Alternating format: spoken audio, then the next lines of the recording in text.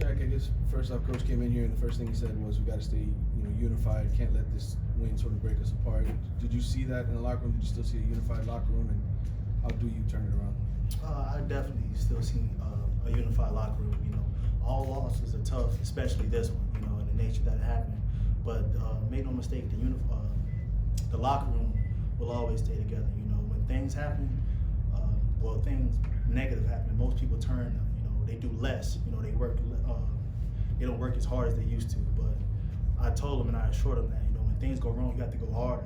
Because everybody, once you leave college, you don't have the same type of support that you have from the locker room. So I just encourage them that when things go wrong, the thing is to go harder, not to digress in any way. Shaq, defense let a lot of chunk plays in that second half. Was that a kind of a matter of just being fatigued, or do you guys account the chunk plays as something else? It's attention to detail. In the Coastal, games are always close. You see ups and downs in ACC all across the board. So it's about attention to detail. It's always been our downfall in the games that we've lost this season. Especially in the close games, there's always attention to detail. It's always, if we would have done this right and this right, the game wouldn't be close in the first place. But I always tell them, when you let teams hang around in any manner, whether it be you be playing the playoffs or wherever you may be playing, when you let teams hang around and you don't punish them when you have the opportunity to punish them, that's what happened. They come from under you. What does it take to get that consistent attention to detail from everybody in that locker room? It's the buy-in from top to bottom. You can't put together 2 really good days of practice and then have one day, not so good. Because being great is a consistent thing. You have to be on your P's and Q's every day, and it's tough. It's tough to do it inside the locker room. It's tough to do it in the real world. It's tough to wake up and be the best you can be every day. But the standard demands that. When you don't play to the standard, this is what happens. When you don't pay attention to detail, when you don't put it all on the line for your brothers, when you don't do what you're supposed to do, because the man next to you may be doing that.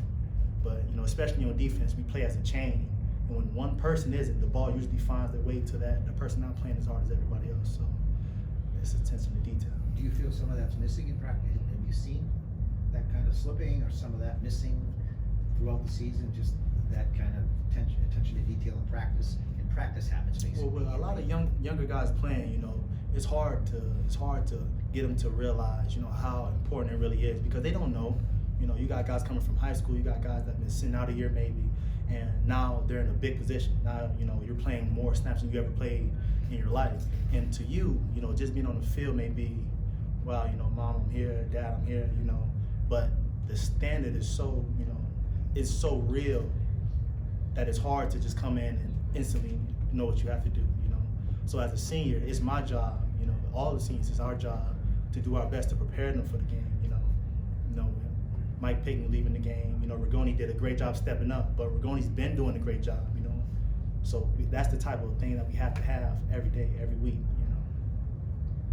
Obviously, your kicking team has had a lot of ongoing issues throughout the season. How has the support been from you guys for that kicking squad?